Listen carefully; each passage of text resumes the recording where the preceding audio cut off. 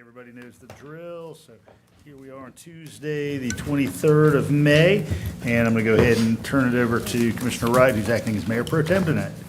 All right, thanks everybody for being here. Thanks everybody for all their hard work up until this point. And if it suits you guys, we'll just sort of pick up where we ended.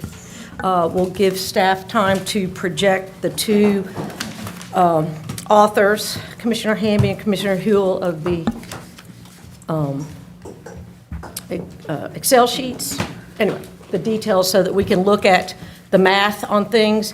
If any commissioner still has topics that they need staff input from to understand its objective versus the math part, let's get those questions to staff so you can get your email answers, so you'll have time to process that by voting on this on the 6th. So what I would like us to do tonight is to keep our discussions to the math part and making the math work, and the priorities. We'll all be able to share our priorities if they've changed or to emphasize those. I hope that we don't have to be here long. I don't think is there food? So we won't be here long because the finance department, we're on the optional Tuesday. They probably don't have budgeted for food for that. So hopefully we won't be here long enough. If anybody needs to take a break, please just go ahead and do that. And then we'll get started. Authors, do you want to get started on sharing where you are on your list, and then you'll be able to get up? I don't mind starting if you want me to start.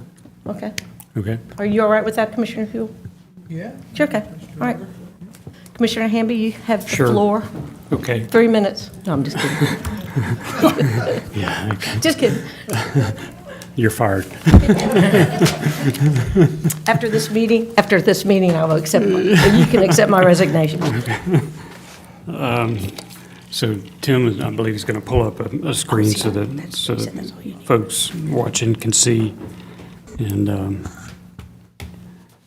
I appreciate everybody taking a look at this and considering this option. I hope this option reflects some of the things that we've heard, but also some of the priorities that we have as a community and as a commission. And giving Tim some time to pull it up there. No pressure, Tim. Not a switch. It's the PI guy that PIO guy forgot to turn the. He's mad at me about the branding.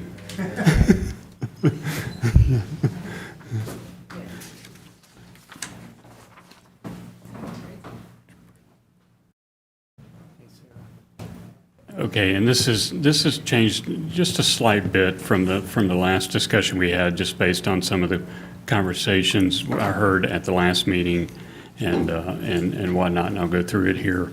But as you can see in the revenues, the expected tax digest growth is anticipated to produce another $3.7 million in property taxes.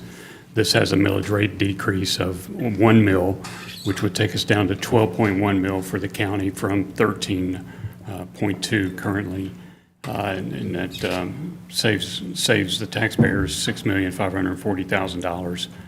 And in this budget, we do have an additional use of the fund balance use. The fund balance is, what we have at the end of the day for 2 months supply. We do have, even by using this additional fund balance use, we do have an additional, there's about $32 million left in the fund balance for 2 months supply in case some emergency were to befall Athens that we would need to tap into. So, it meets the 16.67% of our finance folks' policy for having those dollars in play for us to keep the operations of this government running. It does look at a parking change of on-street for downtown on-street for 25 cents. The county portion of that's 20%, which equals $200,000. We haven't raised these fees in a while, and the plan was all along with ADDA, once Clayton Street was complete, that we would re-examine the parking fees for downtown, and that's exactly what's happening here and following the plan that was laid out. Hotel motel tax use of fund balance is $200,000, and additional ARPA dollars, in addition to what the mayor has in his budget, $900,000. So we had an additional $2 million in here. Of course, these are the federal dollars that won't be there forever, so we need to keep that in mind as we're using them for some homeless outreach and some housing fund, flex fund. And these are things to help us within our community to help.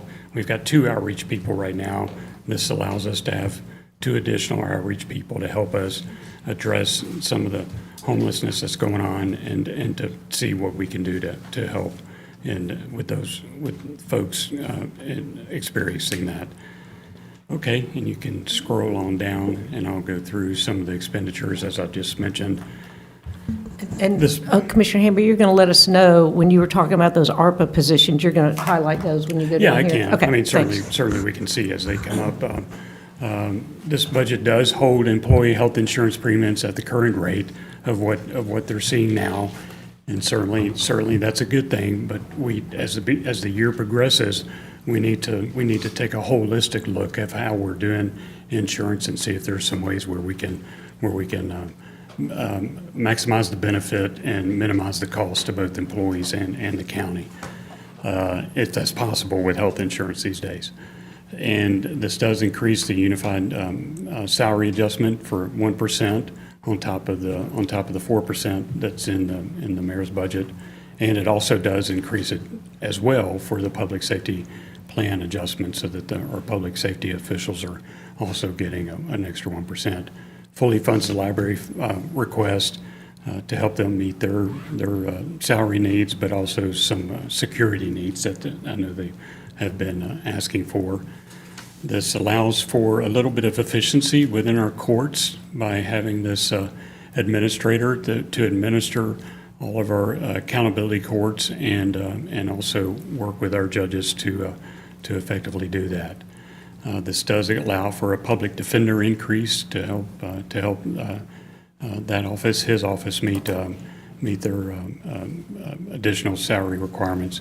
It does allow for additional positions within the solicitor's office for 6 months, an investigator and a victim advocate.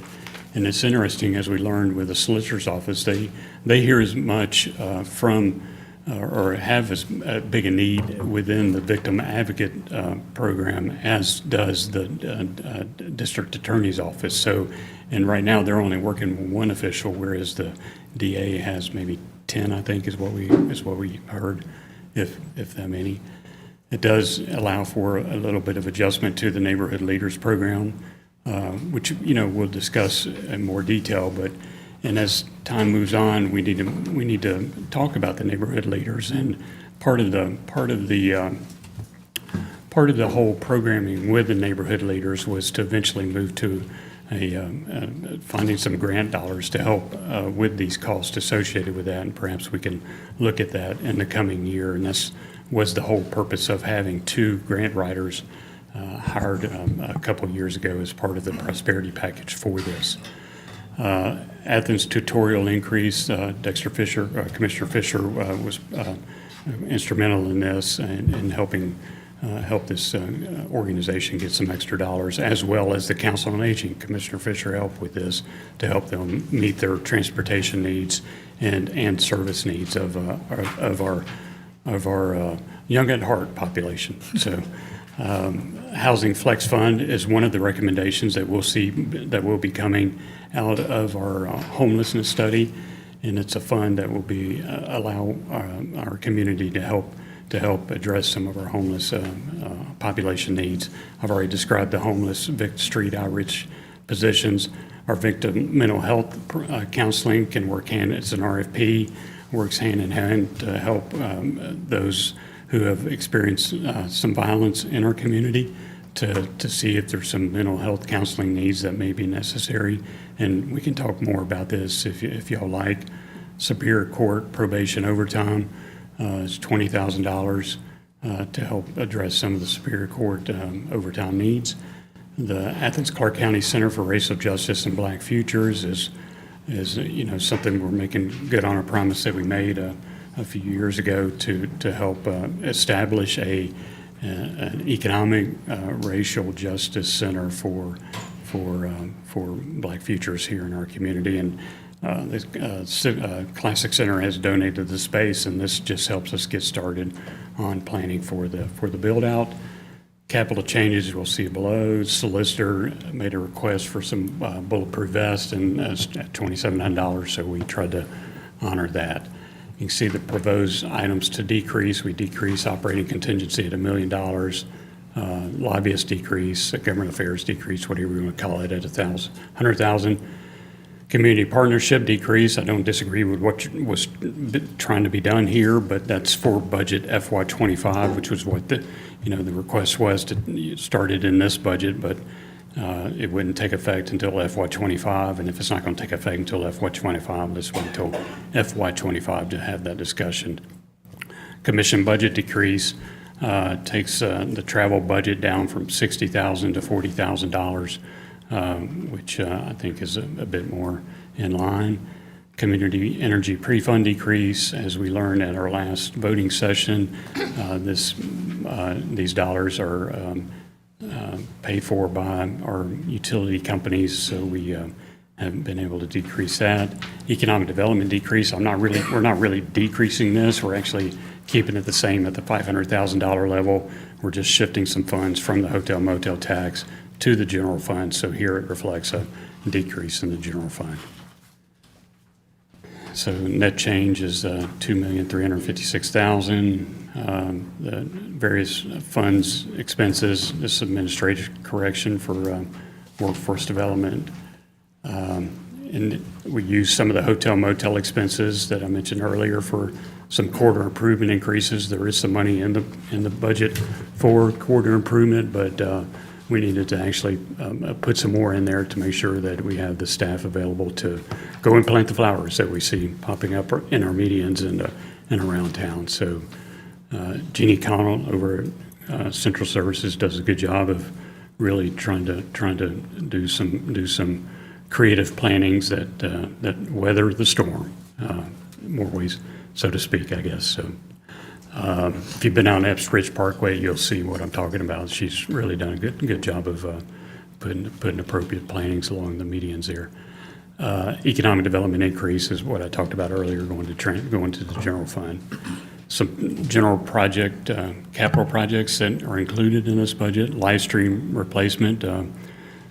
We see the need for this as we are currently working on a few roads over off the Olympic Drive area to help meet some live stream and roads issues that are failing because of a lot of the heavy rains we're having aren't helping with that. So the mayor had in his budget $200,000. We had an additional $500,000, gives us $700,000. There's also some T-Splosh money that could be made available if we look at that tiering again for that neighborhood traffic management program. I know all of us behind this rail and get a lot of questions about speed tables and traffic calming in our neighborhoods, and we've got a list out there that folks who have met the criteria for these, and we want to honor that criteria, but we also want to have extra in here for streets and neighborhoods that come up during the year for them to be able to also participate in our neighborhood traffic management program that we recently changed. Additional IT capital for computer replacement. This expense that we're going to look at. It's also an expense. I think we mentioned to Manager Williams last time to see about would it be cheaper to lease some of the computers. So I think he's going to be looking at different options for minimizing some of this expense. Planning Department land use economic analysis. This is part of the land use plan that they'll be working on for the next 5 years. So that's in here. Alleyway improvements. This is something that came up in government operations. Looking at some of the alleyways that would be possible for us to quit claim. One of them, of course, I share with Commissioner Wright over in 5 Points, which has been, what's the right word, Allison, that we would call that alleyway kind of it's very bumpy. Yeah, So, and one it's very- person described it it's as very, a lava. Risk management would have a Yeah, field day with yeah, that one, so. yeah. It's a safety improvement, for sure. So, thank you, that's perfect. So I think a lot of people recognize that particular one, so this helps with that one and some other ones. Sheriff capital project requests, $100,000.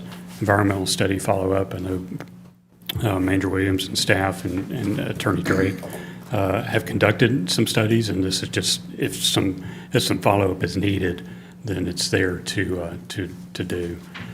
We do have some decreases within the capital project. One is the branding initiative of $75,000, and one is a consultant for 5 years for the 5-year plan. And the reason for that is because, just over the years, our staff has done the 5-year consolidated plan for HCD, and we've obviously organized our staff to increase their capacity. So hopefully this will work out. Okay, so what you see here are some items that, one acknowledges the fact that we need to recognize the sort of cumulative effect that taxes and cost have had on folks in our community. I mean, when you look at the past 4 years, property values have gone up. And they keep going up, and by all estimates they'll go up next year as well. So just recognizing that fact and trying to do something to help mitigate some of that, I think is an incumbent upon us to say, yeah, we're trying to do something to get control of this and to help. And when you take the cumulative effect of that, plus the fact that this budget does have an increase in water fee increases, has an increase in garbage rate increases, it adds up on top of everything else people are having to pay for in their lives. So I think, again, I just think it's important for us to note, to be aware of that, and to see if there's something we can do about it. Let's certainly do something about it. And there's money in this budget, y'all, to be able to do something about it. We're not taking away from any financial policy. We're meeting the fleet needs. We're meeting the life cycle needs that we're trying to meet within this government. We're meeting the homeless. We're trying to start meeting the homelessness needs. We're meeting the library needs. We're meeting minority opportunity needs. We're doing everything that we have talked about wanting to do. We're meeting infrastructure needs with alleyways. We're doing everything we want to do. We've all been in committees talking about what we need to do, or on committees talking about what we need to do.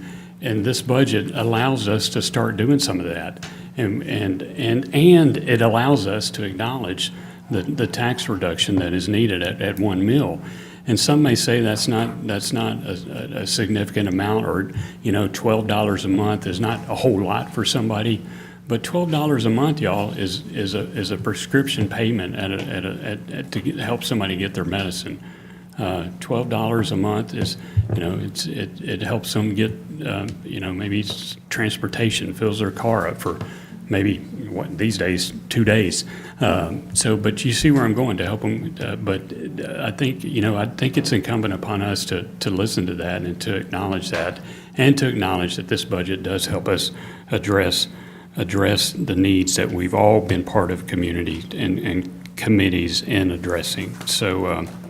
So there you have it. I don't know, I'll be glad to answer any questions or not, but it does, again, it also helps us meet our court needs. Our courts go unrecognized quite a bit, but our courts, the way they function and the way they help us be an efficient government. A lot of people go to our courts and experience our courts, and anything we can do to help them provide the service that they're providing for our community is good, just like it is for the library. So thank you, Mayor Pro Tem, for letting me take a few moments to say all that, and we'll go from here. Thank you for that. And I think before we take what's just been reviewed off of the projection and move to Commissioner Hules, does anybody have anything that we need to scroll through for you to ask Commissioner Hamby a particular question. Otherwise, we'll move to the next spreadsheet so that Commissioner Huell can walk through his. Carol, your hand is up, and then Jesse.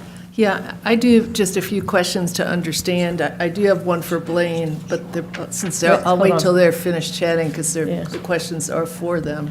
Well, we'll wait. We'll give them a little time to get to your question. You got your question ready? I got questions Okay. ready. You having one for somebody else that No, we could they're go all for those two first? people. Okay. They're, All right.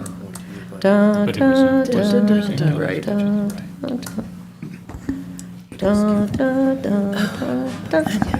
I'm sorry. Yeah, we have a Okay, question for we you. have questions for Officer. both of I mean, you, both of you. Officer Williams. Start with So- Mike. Oh, Commissioner Hamby. Okay. Carol has No, a actually, I'll give the question, Mike addressed the question, but I'd like also to get it from the first one, from the manager's office, but wait till the last, so you can think about this.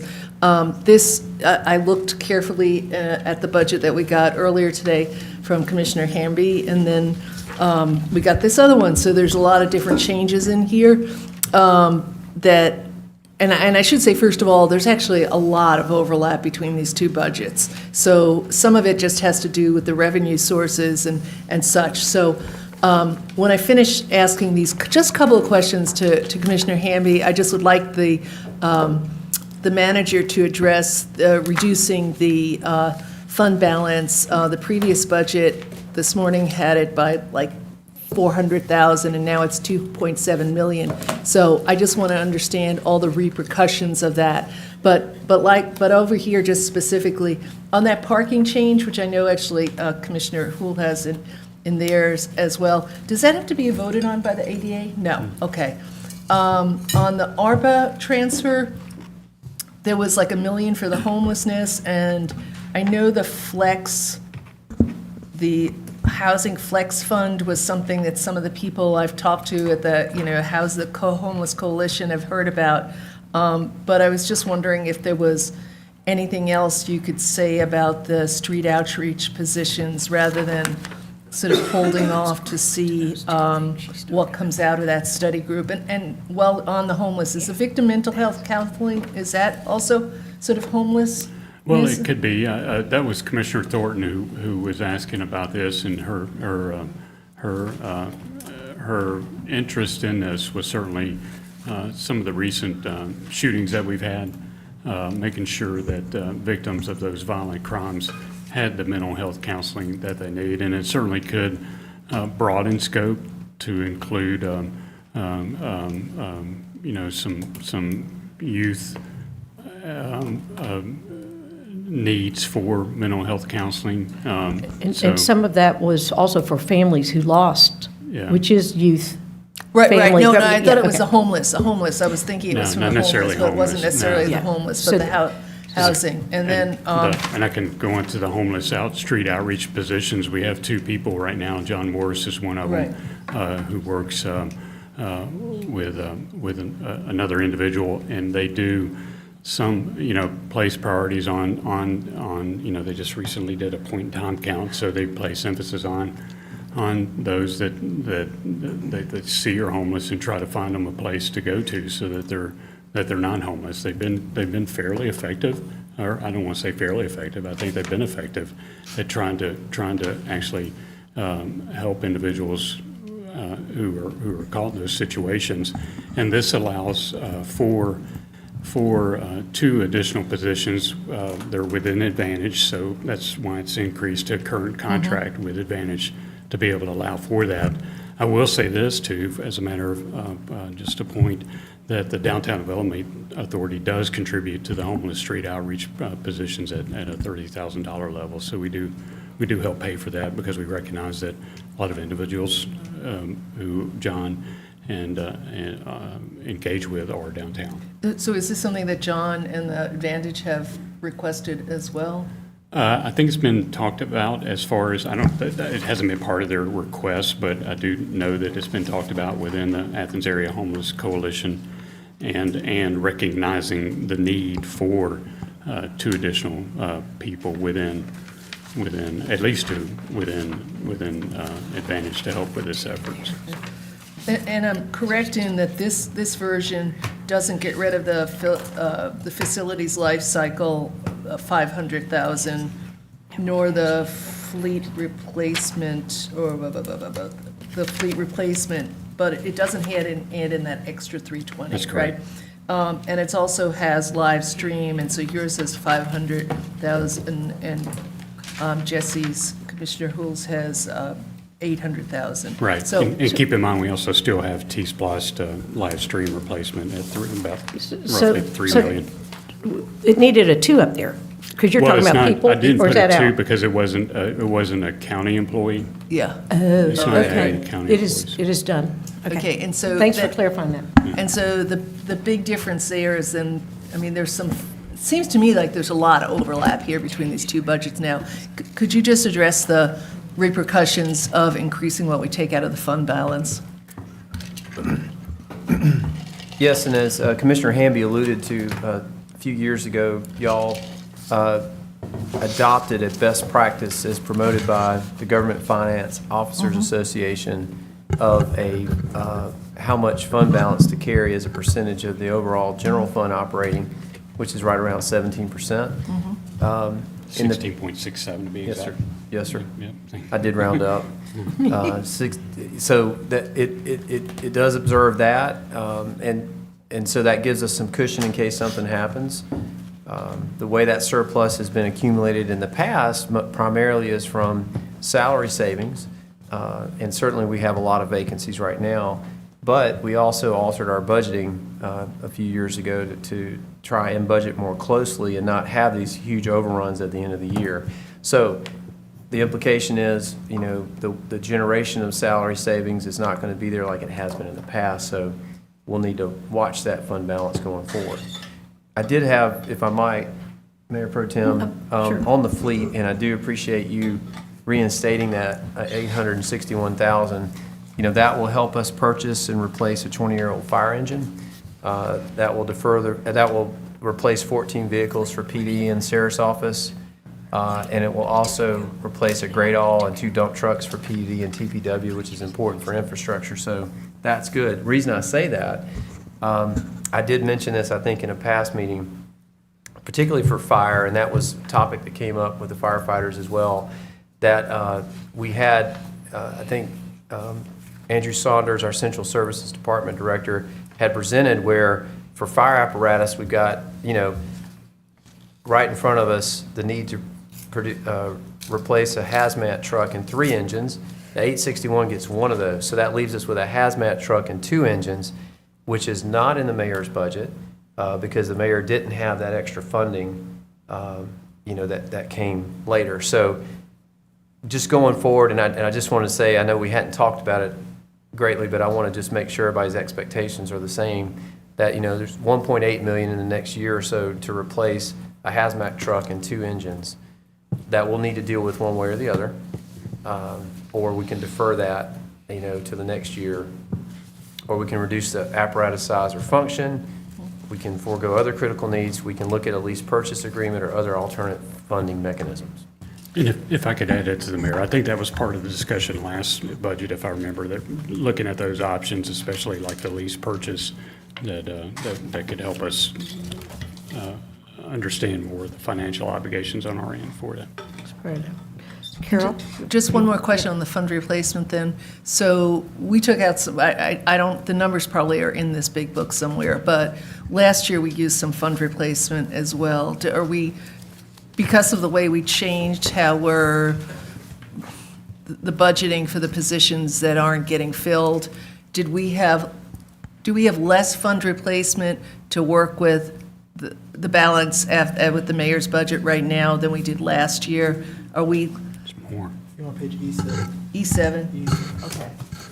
I can look at E7. I don't think that we drew down the fund balance right to the limit. I think we had a little extra money. And last year, and just for the benefit of everybody else, I think the mayor's budget included, you know, several $1 million, I think to try and buy down some of these life cycle issues that we needed. There was money given to leisure services for parks replacement, maintenance. There was $2 million, I think, given for facilities replacement. And there may have been some extra given for fleet as well. So that was a use, just like Commissioner Hamby's proposing, of using those one-time funds to take care of some of our one-time needs. And I'll also further qualify that surplus doesn't just come from salary savings. It could come from extra revenues and sales tax or things of that nature as well. So there's other sources of it. But this would have it at the lowest place. I mean, just to clarify that, I'm looking at this chart that they all referred to me on E17. So we'd be getting it down to right at the edge, which is lower than it's been in what's on this chart since fiscal year 19. I just wanted to have that information. Well, you. well, and I need to also make a comment about that. It doesn't get it down much lower than what's in the mayor's budget. The mayor's budget probably has it around, it's not actually $34,557,000. It's more like $34,029,000, which would be around 18 point, probably 3 or 4%. This takes it down to the 16.678, which is 0.01% above our fund policy. And if you'll notice also, as the year goes on, take a look at our FY22 actual fund balance ending. It ended at $53 million. FY23, it ended at $46 million, and that was after using $7.4 million. So, you know, in our situation we're in, of course, with the vacancies and other things that are affecting everybody in not only government but the business community, there are fund balances at the end of the year. So just like has happened every year since I've been on this commission, the fund balance grows at the end of the year. So, and while we are taking it down to the minimum, I think it's safe to say that we do have those 2 months for being in the policy, and at the end of the year, you'll see it actually higher by the end of the year. Okay, Commissioner Myers, Thank thank you for your good questions. It got some good discussion. And Commissioner Huell, for E7, that chart that says 18.7, this is the mayor's. That's the percentage that the mayor has us at. Yeah. And so then we're just that modification to it. And then Commissioner Huell, it's your turn? Yeah, On this one, and then we'll get yours up. Questions on this one, if I may. And I am grateful that I had worked through version 2 that I think we had earlier today, and now looking at version 3, which is even closer to the next version that we'll look at. So I feel like, hey, maybe we're moving toward each other. Mike, could you clarify a couple things for me, please? One is the ARPA transfer that you're referring to. It just kind of generally lists those different sources. Could you clarify which ones are being tapped for which amounts? Well, I kind of put it up there together as a total from the homeless contingency, vaccines, and budget contingency. The mayor has $9 million. I have it at an additional $2 million. And I did it that way so that it allows staff the flexibility to identify which of the expenditures not only listed here, but expenditures within the total budget that they could utilize these dollars to get reimbursed on. So certainly, you know, the homelessness is an obvious one from that standpoint. But certainly, there's other things that staff may identify that could be utilized for balancing budget for these activities and other activities that are listed in the budget. Okay. And, you know, specifically probably some one-time expenses that they can identify. Okay, and then the parking revenue increase, adding a quarter per spot would bring the total per spot per hour to what? It would bring it to $250,000, and as you know, with our contract with Athens Downtown Development Authority, they get, for managing the parking, they get 20%, so that leaves the county $200,000. I guess I mean, And like, that's what is someone conservative. paying per hour to park downtown if it goes up a quarter? $1.50. It'll go up to $1.50 from $1.50 an hour, $1.25? right. And it's just for on-street parking? It's just for Not on-street parking. Okay. Decks And is are that still the be same cheaper. any time of day? That's correct. Decks will still be cheaper. And I'll say this too about the downtown parking. 80% of the people that utilize our downtown parking on-street use credit cards.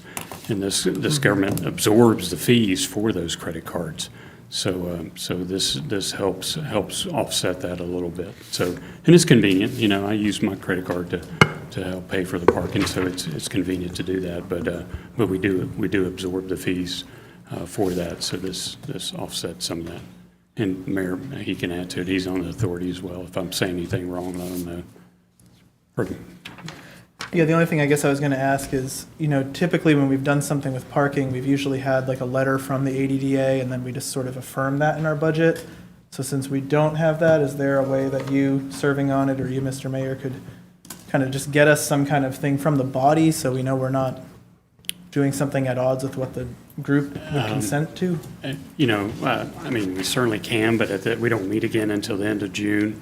At the end of the day, it's this body's decision to set those fees, as it always has been.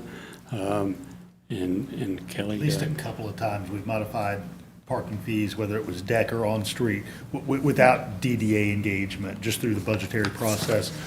What this does track with, in terms of DDA desire, is the long-term goal to have the decks less expensive than the on-street parking spaces, so that we steer people to those decks and not consume those on-street spaces where we want frequent turnover.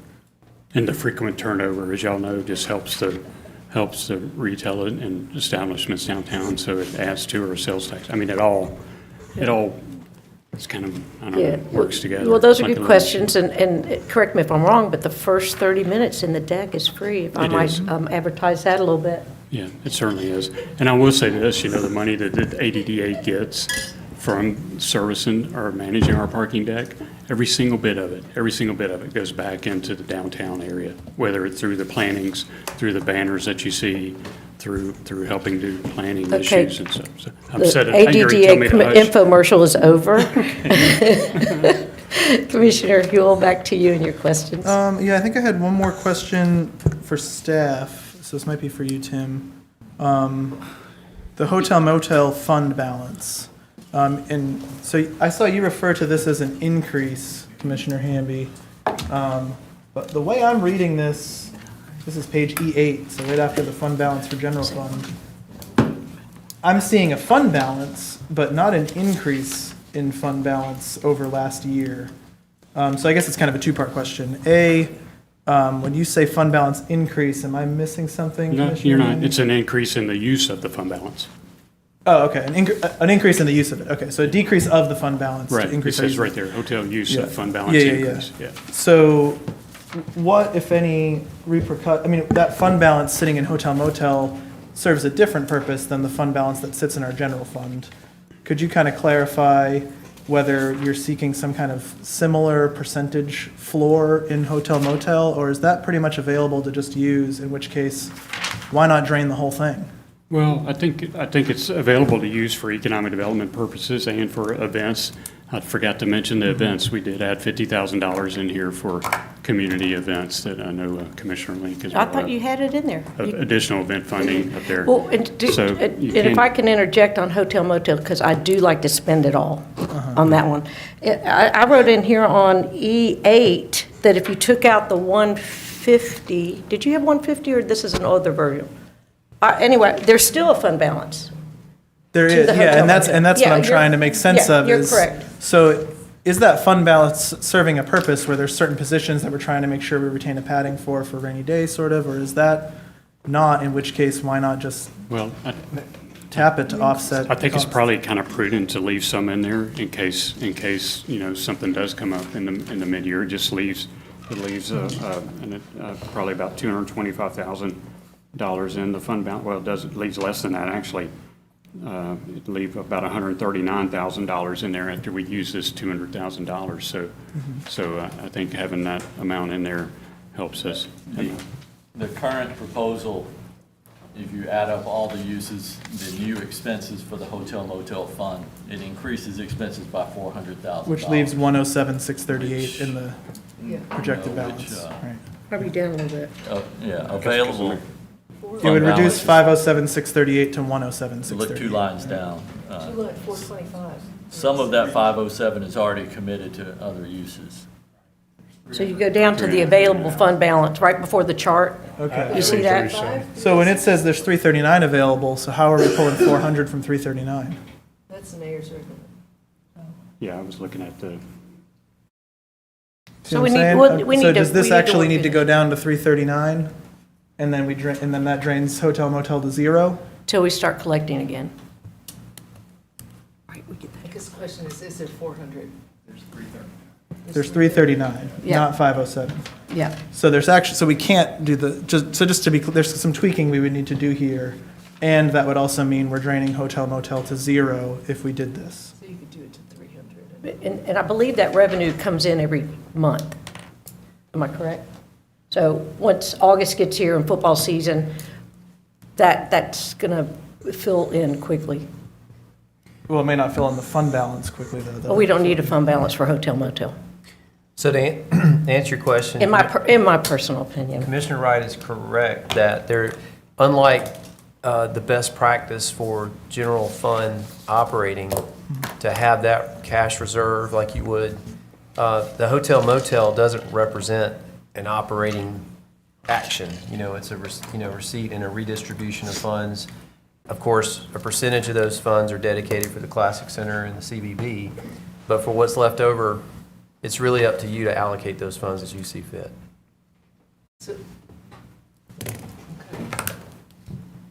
No, this is just on the same point. Oh, yeah. So that would be, if you left it at 400, you'd be, in the way T-Splosh comes in, like Splosh pennies come in later. Yeah. You could take in the extra 100 in October. Okay. Yeah, the use of that would be dependent on the fund balance coming back up, because it's not all going to be expended July 2nd, or maybe July 4th on fireworks. I mean, it's not like we're about to spend. Yes. So it could finish, if it finishes well, then you'll be fine. I know that, and there's a requirement that we do have a balanced budget, so we would want to, spend what we have. And we could come back and dedicate future hotel motel with an action in the new budget year for the way that you would like. But we would say, try and keep it within the revenues that we have on hand. Yes, so we're still collecting, even though this is what's here now. We've still got Sure. June But and I July. think what I'm taking away from this is. It's this will okay need to- some kind of tweaking to at least bring it down to the amount that we can project to keep it balanced. yeah, that's fine, we Yeah. can tweak. Yeah. But other than that, the pulling of the general fund balance, that matches finance's understanding of am I hearing that correctly? That we would bring that down to that exact, within did you say 0.1% of the Point zero. floor? Okay. All right, thank you, that's helpful. I think I'm done with my questions, yeah, on this. You good? We can switch and move. Will anybody else have questions on what's projected right now at this point? Okay, all right, let's move to Commissioner Huell's spreadsheet. And did anything we talk about change any of your numbers? I mean, you still have, I didn't look at I had a chance to look at yours yet, but, so like the parking, is that still in yours? Did you get the answer you wanted for that to be in there? Well, I'll run through mine, I guess, so Okay. we can talk about what we Okay. just talked about if it's this one, yeah. So for those who read along at home, there's a color-coded key up top to kind of make sense of what's happening in the comments field below. This begins with a more modest millage rate reduction, so we'd still be reducing the millage rate for the third year in a row, but by 1/10 of a mil to start. To begin, this budget doesn't tap the fund balances the same way Commissioner Hamby's does, at least not yet, so that's some room. And this current proposal leaves a little over 700,000 to decide what to do with at the end. So if we could scroll down a bit. So in that right column, for whenever people want to look at it, I tried to cite pages and/or if there isn't a page in our budget book, what meeting we discussed it at, what work session, what presentation does this come from. So beginning with the health contributions, I'm just going to maybe highlight the differences. It's clear that these proposals have moved closer to each other, so I just correct me if I get anything wrong as we go, Commissioner Hamby. I tried to update my notes accordingly to your newest version here. How about if, is it okay to just highlight yours? Yeah, no, I'm just saying okay, sure. Yeah. So Yeah, there's, because I'll get, yeah, I so can there's just say, I'll get confused. 1,065,000 total for healthcare. So that's combining both the proposal to keep premiums at the rate they are for staff and begin to buy down so that we have an employer contribution increase, essentially. Okay. This is based on a conversation I had with Manager Williams after our last work session on how if we really wanted to do both of those lines above, we're kind of, there would be some sort of semantical tweaks to what that total figure would actually do in terms of keeping premium steady versus beginning to right size.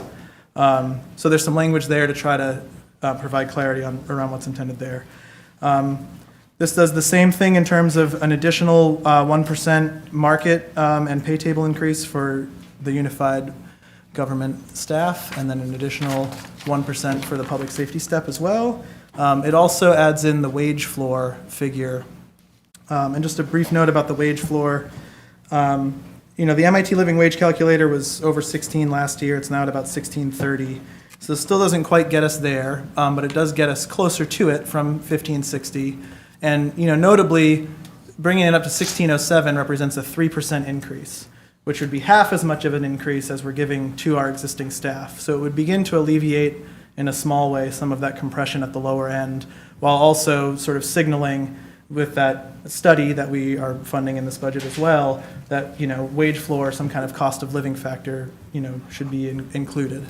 Moving on from there, same thing for the neighborhood leaders. You'll see some of these notes in red, so these were questions for staff. I will just note as an aside for the healthcare and wages, there was a note from staff in the report that they gave us that this is the amount we need to put in general fund, and a certain amount would be needed from other funds to apply it to all positions. So just seeking clarity from staff on what we would need to build into a CDO version of the budget that would specify those increases in those other funds to just make sure we're covering those bases. So, which amounts from which funds. But here, this notes that until that contract is signed, we don't really know whether 50,000, comes in over or under the amount we would need. So I'd welcome feedback from staff on that as well. The lines that are in gray note things that had been discussed in past meetings but are not currently funded here. Again, there's $700K left over, but for sheriff, I highlighted the jail and meals and meal preparation at the 78,000 figure. I think Commissioner Hamby's leaves it more open-ended for capital projects. So either way, just noting that, we could do something for the sheriff there if we wanted, the Solicitor General. Moving on to the DUI Drug Court, that's line 33. This is one I feel fairly convinced is maybe the most meaningful thing we can do of the court system's requests for helping ensure better outcomes for people caught up in our court system. So we have a lot of low-income people who get caught up in the accountability courts, and under the current model, our judges are unable to use their discretion at waiving or extending the deadline for fees, because the fees that people pay to participate in the program need to be paid before they can complete the program, because those fees fund the program. So if we complete what would just be the final third of transferring that to the general fund, I think we will, seed the ground for better outcomes in that program. And that's coming from the judge who made that pitch and runs that court. It does the half-year funding for the Superior Court Administrator, but it also includes those upfront operating expenses that were kind of enumerated in the report we got. So it's just a slight amount more than Commissioner Hamby's there, I think to the tune of $7,500. I should work off my paper rather than that. Where are we? Up here. It also adds that AV administrator. I know a couple of colleagues raised up seeing that as important. So this kind of begs the question, why these two positions and none else? And my thinking there is these are the two positions that help provide efficiency in a court that has many different courts that struggle to talk to each other effectively. So those two positions seem to be the ones that were really described as getting those courts to collaborate a bit more and alleviating some of the staff burden on their individual courts' administrative staffs who have their own workloads beyond what these functions would serve. The probation billing coordinator, not included, but certainly something to talk about. Probation overtime is in there. I did want to clarify with staff, because we had asked about this in reference to the sheriff in the previous work session, but that overall, it's noted on page C137, the overtime pool, C91 notes the overtime pool. Would that include the 20,000 for probation? Would they be covered from that, or do we need to specify that to ensure they get that? They would be covered by that. And, Okay. well, it's a general pool for all functions, and if we end up bumping the ceiling, then we come back to you and ask for contingency to go beyond that. Okay. But so, because it seems like probation knows that they'll have to use that to get the people the training they want to get them, but they wouldn't be denied that based on the existing model. I don't believe Using- so, but I'll verify that. Okay. What I've heard from colleagues is, as long as they'd be guaranteed to get it, we don't need to specify it in here. At least that's what I heard from Commissioner Davenport. Well, and I do want to, so the overtime for training is something that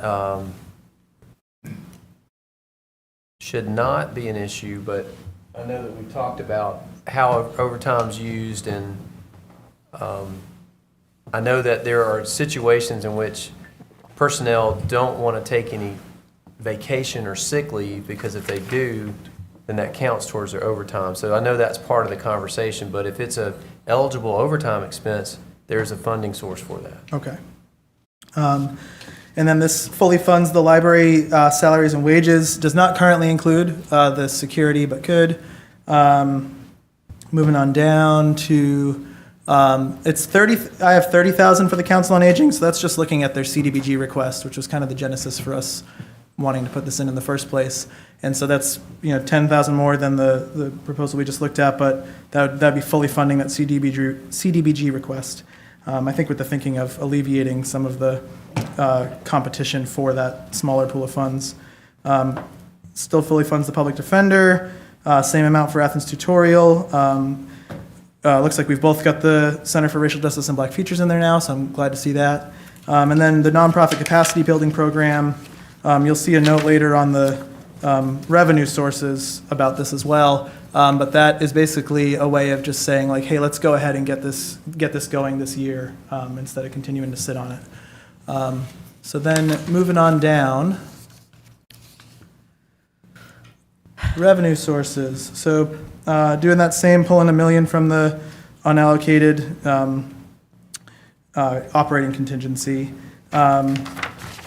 This puts the governmental affairs professional services back in. I might invite the mayor to speak after this to why that is likely to yield a big return on investment for us. But after speaking with him, I got pretty convinced that that might be money well spent to get us much more money in the door from the governor's budget. And then it also does the correction on the community energy fund. It does pull out, as we did last year, the assault rifles. So we can talk about that if people would like. The hotel motel transfer for the Economic Development Department in here, the same as Commissioner Hamby. I will say, learning what we just learned about hotel motel fund balance makes me more comfortable dipping further into that pot for sure to make some things happen in this budget. And then we move on to ARPA, and this goes ahead and specifies which lines. So this is looking at the May, May 4th retreat that we had. We got a presentation on where we're at, line item by line item in ARPA. And so this specifies where we're pulling from. And you'll see that specifically the same amount is pulled from nonprofit capacity building, as is then specified above as an expense. And then the rest kind of goes into a pool.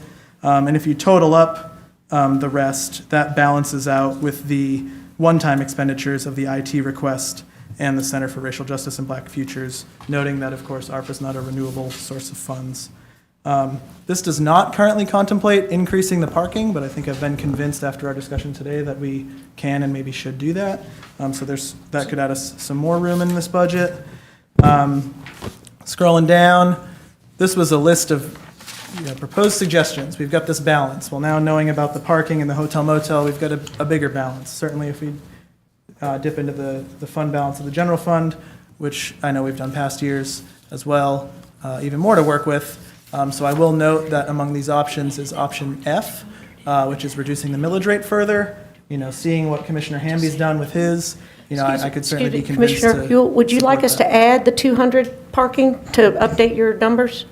Now that you've gotten yeah, that if you'd like to, sure, query yeah. addressed, we could just, Sure. and then we want us to take out the red and orange query info? Yeah.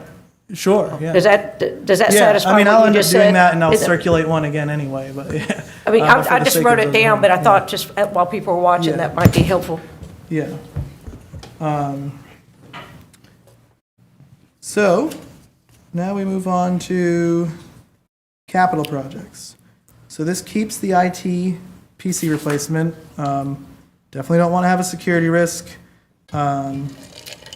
This does the same thing with the planning department. I'm glad we're in accord there. This does a bit more for live stream pipe replacement. So what we got in that staff report was that staff could do up to $1 million total.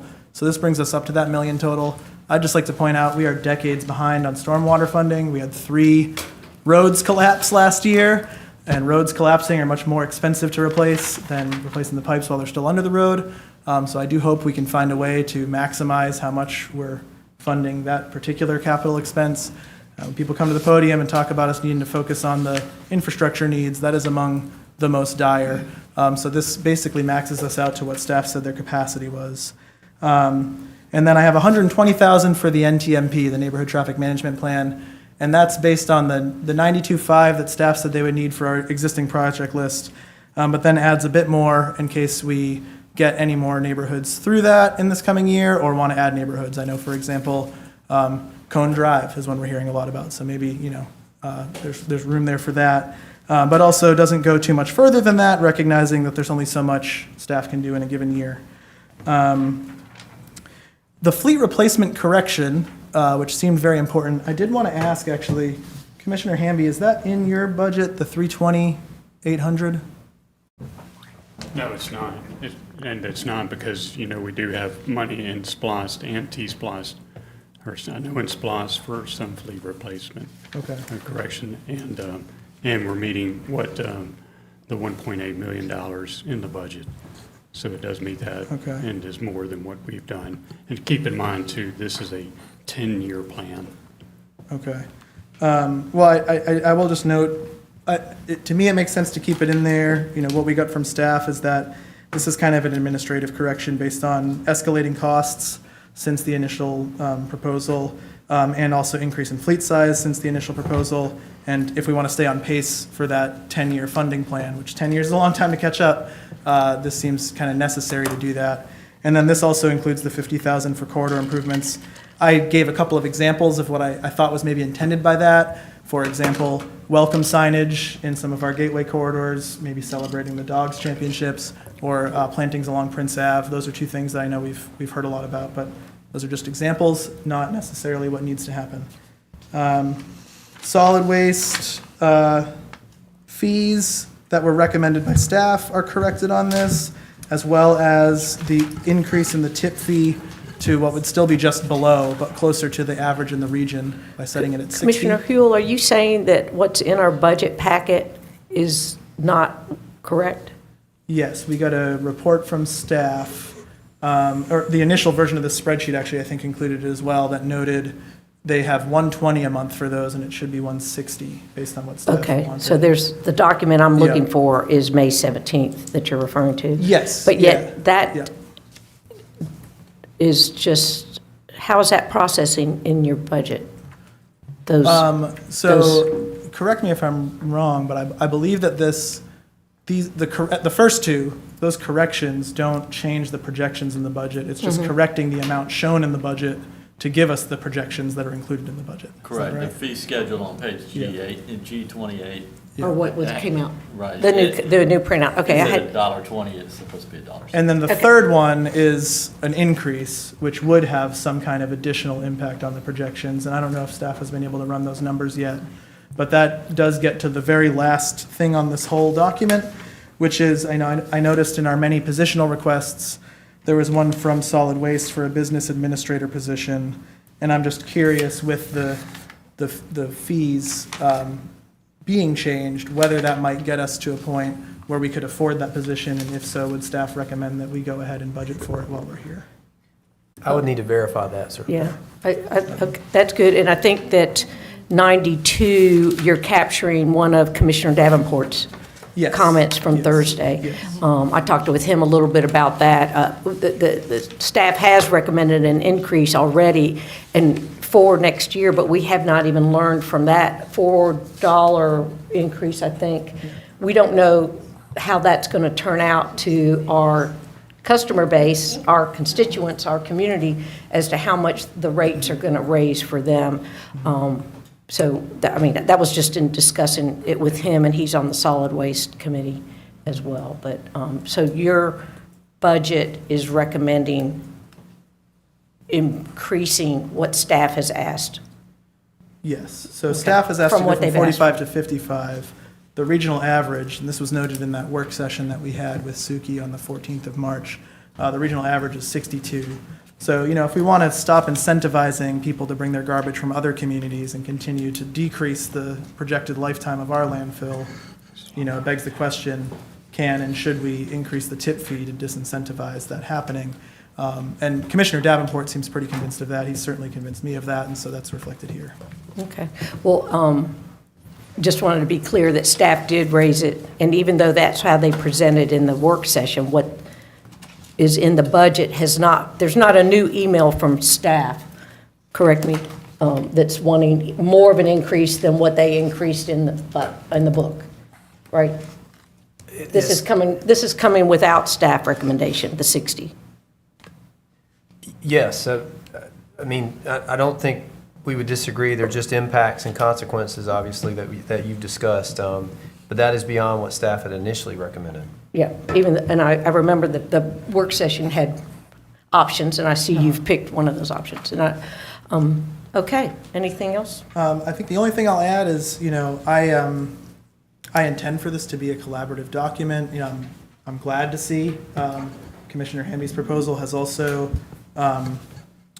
moved more in the direction of including a lot of things in here, so it seems like there's less to debate about. So it seems more about discussing sources. And I'd be interested in having a conversation around, what is the sustainable reduction in millage rate that we can do that doesn't set us up for just having to raise it again next year. And so certainly I am open to the discussion of further reducing the millage rate from what's presented here. It seems clear that there are ways to do that, tapping into fund balance and things. I do question how much ought we do that in a single year when we're thinking about what to do sustainably in the years ahead, and also to whose benefit does that reduction extend. I'm done with my presentation, I guess, and happy to hear anyone's feedback on it. Thank you, because you went so fast the other day. It's easier when you have it out here. I wasn't in front. planning on appreciate it the other day, Well, okay, all right. Well, you did well then on that. So I'm looking for hands up. Does anybody need additional information? I do believe that before staff would delve into the yellow highlighted red text areas, that we would want to have an abundance of commissioners wanting staff to spend more time on the queries. That's my personal opinion, with us moving ideas forward. So who has their hand up to ask additional questions of Commissioner Huell to clarify anything that's not a staff inquiry, or just whatever you might have? Commissioner Link. I don't really have a question, just more of like what's going through my head in light of like larger forces out there. I initially, considered the idea of a significant millage reduction might be a good idea. And then I asked staff for some numbers and recognized that it doesn't really impact your average homeowners. The owner of a $450,000 house might see $150 in savings. It's more of a performative political gesture. But the impact on the overall budget is $6.5 million, which is an impact that brings the budget down even lower than the mayor's initial recommended budget. In light of the shenanigans going on in Washington, D.C., I don't know that this is the time to be sacrificing fund balance and, sacrificing our fleet putting off expenses like our fleet and stream culverts and things like that. This is the time to really invest in that infrastructure. We hear every day from constituents who are concerned about infrastructure, whether it's potholes or culverts. This is the time for us to really make sure we get ahead of that game, because we are in a place where we're in an uncertain future. We've got Republicans in DC who are determined to crater the economy. Let's stick with our budget. We rely on federal Yeah. funds to Let's stick- supplement our budget here and there. So that money might not be there next year. So do you have more questions on the numbers and the description of where the numbers are coming No, and going?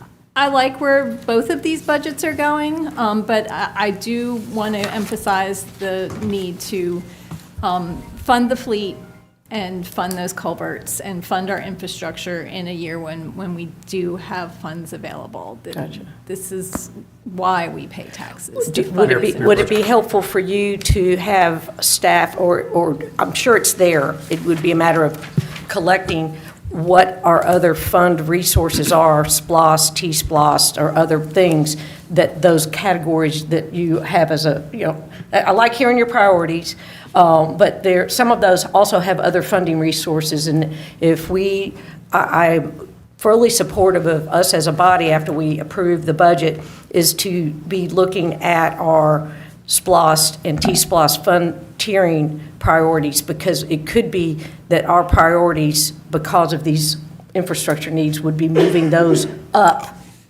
I think solid waste is a good example. We've got money for a new MRF, and they spent a lot of time last year repairing the old part. And, and remember, the landfill was down, and a lot of things that could have been recycled are taking up valuable space at the landfill. So it turns out that that need needs to move sooner rather than later. But is there something from staff to help you with those numbers, or do you have what you need to process this? Staff was very helpful in providing me with numbers on what the various proposed millage rate reductions meant to average homeowners and to the overall revenue. Okay.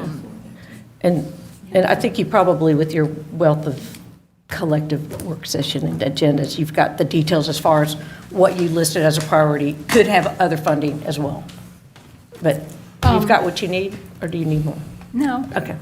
All right. Well, thanks for sharing your priorities. Mayor Pro Tem, if you don't mind, I just want I to correct forgot, something. to my right, then Dexter, back to you. Sure, I just want to correct something. The millage rate reduction that's in here is not performative by any stretch of the imagination. Why it's in here is because of recognizing the fact that this is a cumulative effect of the years of property tax assessments going up, and recognizing that it's incumbent upon us, if the budget allows, and this budget does allow, to do something about it. If the budget didn't allow it, I'd be saying it doesn't allow it, but it does. And it allows at least a 1 mil, probably could find more if we sit here and talk about it, and we probably should. But for the start, it does allow at least a 1 mil property tax reduction that I think, for some is, I don't know. It's not performative at any such. And you made a point as far as infrastructure goes. I mean, we have SPLOST and T-SPLOST, and the voters voted for those, and there's elements in there that help us with our infrastructure, and that's what this budget recognizes. Okay. Dexter and Jesse next. So Commissioner Hammond sort of stole some of my lines. You can repeat them if you want. It's allowed. Anyway, I worked with him on some of those reductions, and I think because my email keeps blowing up, I think the public expects us to do what we can with our budget, but at the same time, how can we help our property owners help with their property taxes? And I think with this budget that Commissioner Hammy has presented, it does lower our millage. And this is the third year in a row that the millage has been lowered. I do want the public to understand, though, with inflation and with everything going up, we are going to have to consider in the future how sustainable this is going to be moving forward. But I do support the budget that Commissioner Hammy has put forth, and we offer a lot of services in this community. You know, we got fire, we got police, we got sheriff.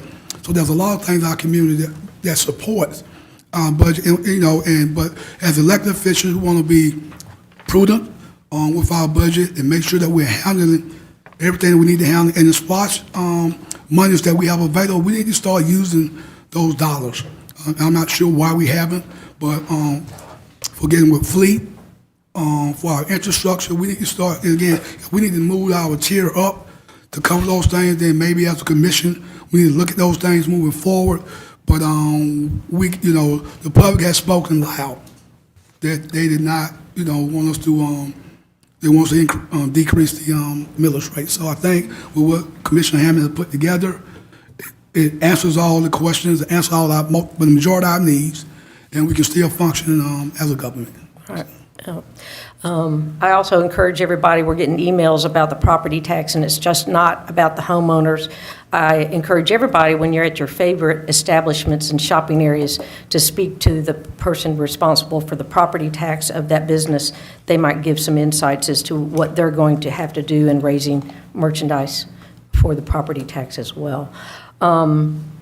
So, any more questions while we're together? As Manager Williams would say, talk among yourselves, get your priorities shared. I'm sorry, Jesse, I did have you down as next, and Carol. Okay, carry on. Jesse, then Carol. Sorry. One thing I want to note, the inflation that we're all talking about, that everyone's experiencing, is being experienced by everyone, including the 2,000 people we employ. And right now, I'm glad to see a closer merger on the budgets around the wage question, although there's still some discrepancy on the healthcare question. And the employer contribution to healthcare is a huge part of people's paychecks, and a huge part of the inflation that people are suffering. Inflation in Georgia right now is nearly 6%, and our proposed raises that are now in both budgets, which I'm glad for, come in at 6% for unified plan employees and 4% for public safety employees. So that means we're just at or below inflation for our own staff. I mean, it's effectively, functionally, a pay cut if we don't find a way to go further in some combination of reducing healthcare costs or adding more to the raises.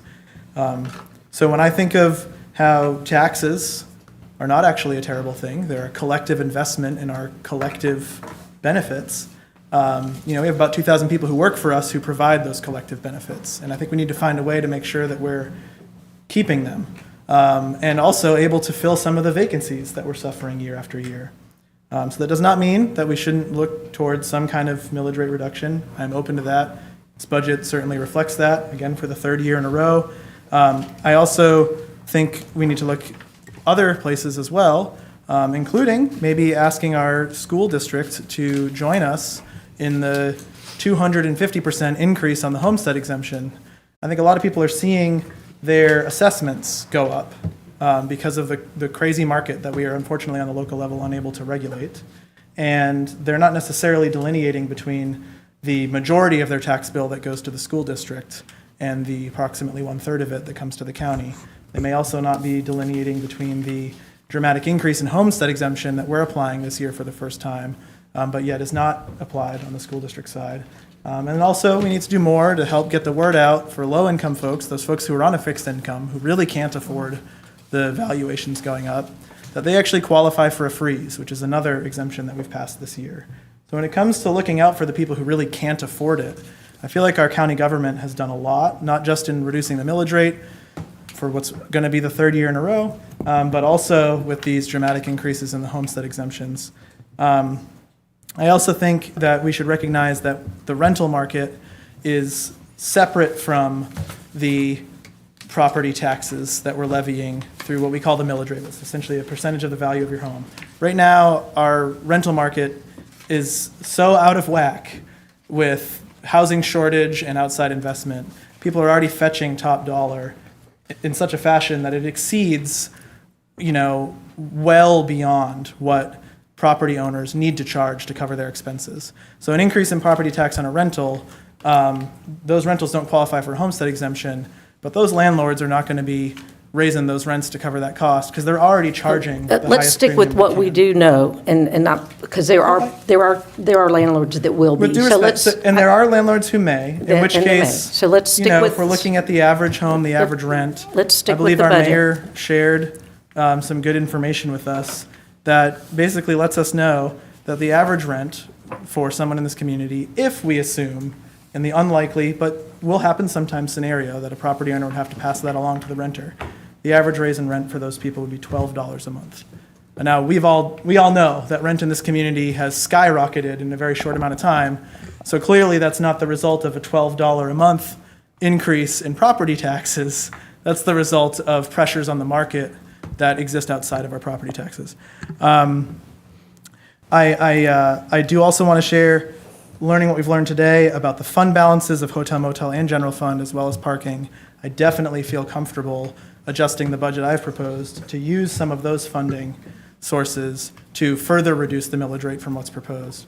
But I really hope that whatever version we move forward, whether it's a unified one or two in parallel, that we will strongly consider the live stream pipe replacement being fully funded, the fleet replacement being fully funded, which includes that correction that staff has noted, getting the nonprofit capacity program off the ground, and getting our wage floor up, and right-sizing our healthcare costs.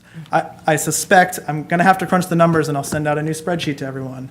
I suspect there's a way to do that that may not give a full mill reduction, but would give a significant millage rate reduction and still achieve all of those things. And so I hope that we can find a way forward to do that.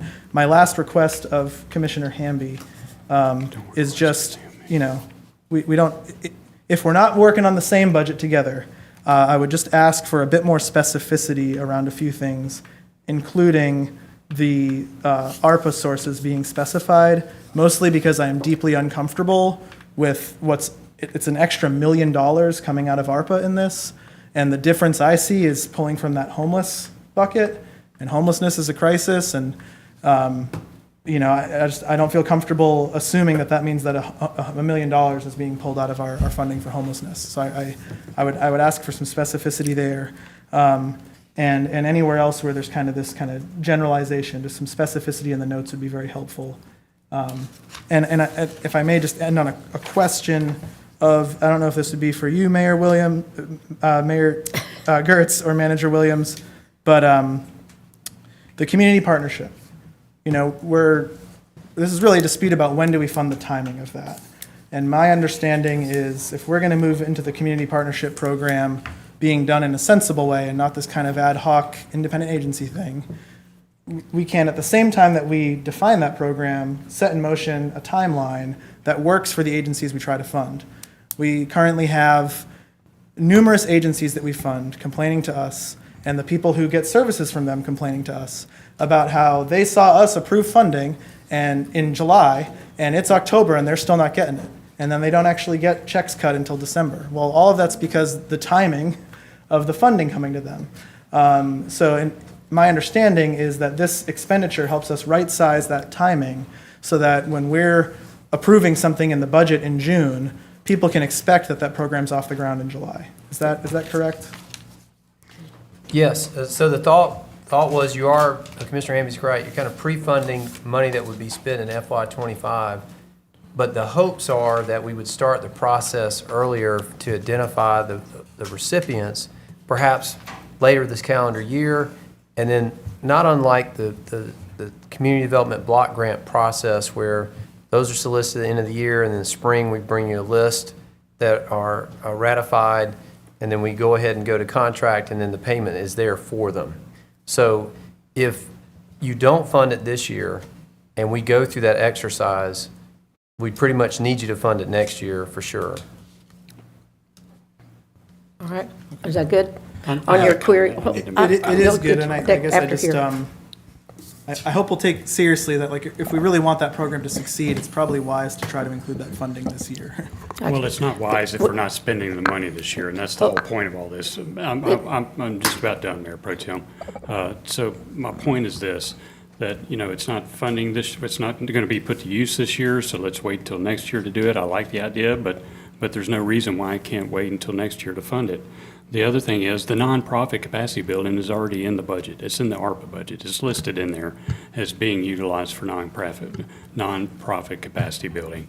And we voted on, if I remember correctly, we voted on that last budget. So it's in there, and it's, as soon as we get it going, then we'll see if we can help with some of the nonprofit. Thanks for clarifying that. And Carol, hold on. I got you next, I promise. And so that clarifies that before we lose track of that. And there was a query over here to get more details. Kelly, was that The you? Government Affairs Professional Services, I know Mayor Gertz has some thoughts on how that might yield us a pretty significant return on our investment, so. Sure. So it's a pretty common thing for governments our size and even smaller, I mean, not unusual for a government a half or a third of our size, to use an outside government affairs consultant. And oftentimes this is engaging around prospective capital expenditures from the state. Some of those things may come in the form of the governor's proposed budget, and some of them may come in later legislative adjustments in the General Assembly. And so as sort of tipping the toe in the water in this area, the Classic Center Authority engaged someone last year to the tune of about $50,000, and that yielded a little more than $2 million in capital funding that's going to go into that exhibit space for the Georgia Music Hall of Fame. So that's a little local example, but I queried some other mayors that I was with from some of the other comparable size unified governments, and this was the ballpark of what they suggested. So I think that if you look at Savannah's recent garnering of some state funds, or Valdosta's, this is the kind of opportunity that we could have, and it's been something under discussion, at least to some degree, on the commission for about a decade, but we've never gone in this direction. So if you're going to put that back in your budget, I think that one was it had a zero. Yeah, so that is in the that is in this yeah. version of the budget already. Oh, Yeah. I didn't have it on. Did we add that tonight? Yeah, so all the things that are zero, In gray. so that was a decrease. Oh, that, right, it was, zero. instead of the Yeah, takeout, yeah. that was more, yours has got that comparison built. Okay, I got it.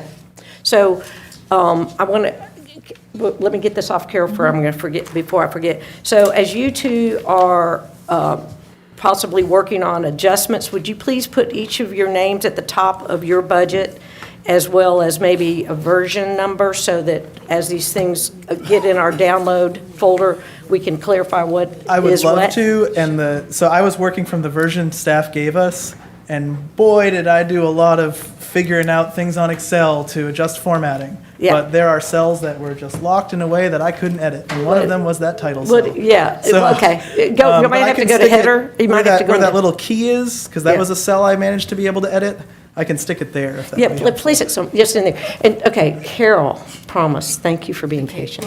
Hopefully I can remember my questions here. Oh, no. In terms of the culvert, the live stream replacement, I would appreciate getting staff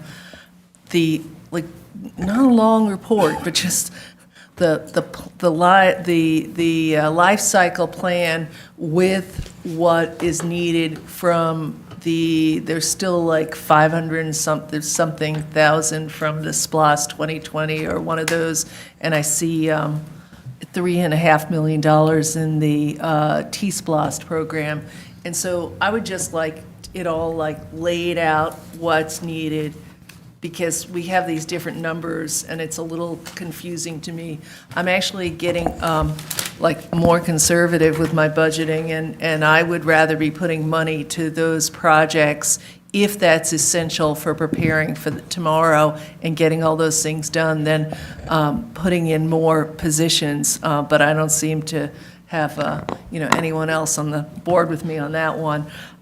So that would be helpful in terms of that, and the what are the other one, the fleet, and so sort of combining the T-SPLOST, other funding, just a little explanation for us, because that still challenges me here, and there's different things being put around. So I think there were 3 areas there, right? The fleet, the live stream, and the facilities upkeep. So that would just be helpful for all of us, with all those things in there for me.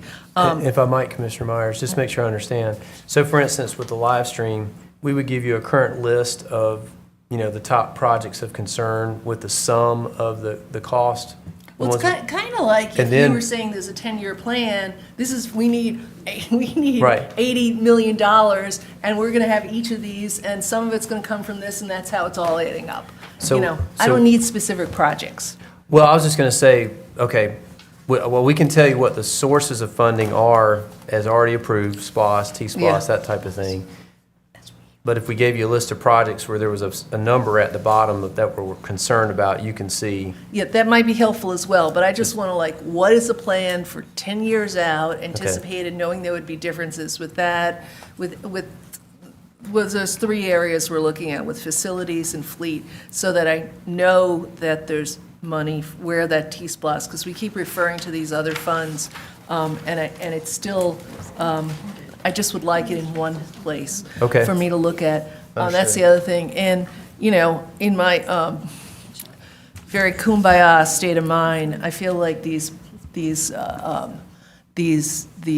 budgets are not too far apart, and I wish we could come to some compromise on this with a millage rate in between. We're really not talking about the difference between no property taxes and lots of property taxes. We're talking about a smaller difference. Everyone's still going to have to pay property tax. That's not going away. So it's the increase or decrease. So I'm not sure anyone's willing to do that and make that compromise to have one budget, but that's in my dream world. It seems like we're close enough to do that. Thank you so much, Commissioner Myers. I because talked was to, use your thinking- mic, I can't hear you. Oh, you can't hear me?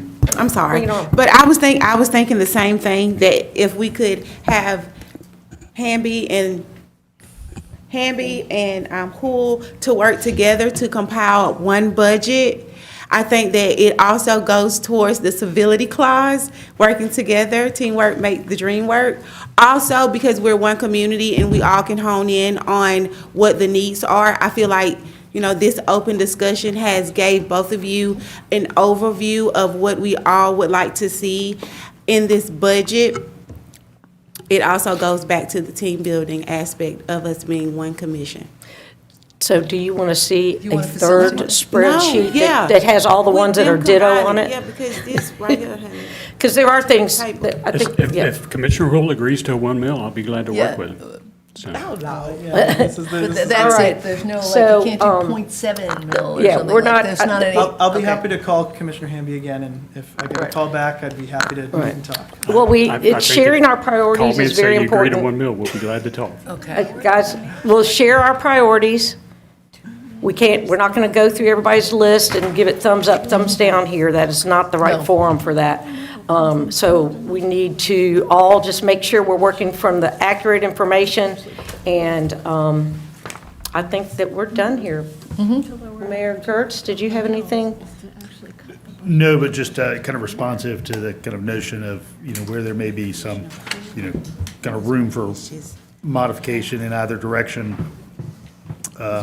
If the increased employer contribution to healthcare benefits was increased,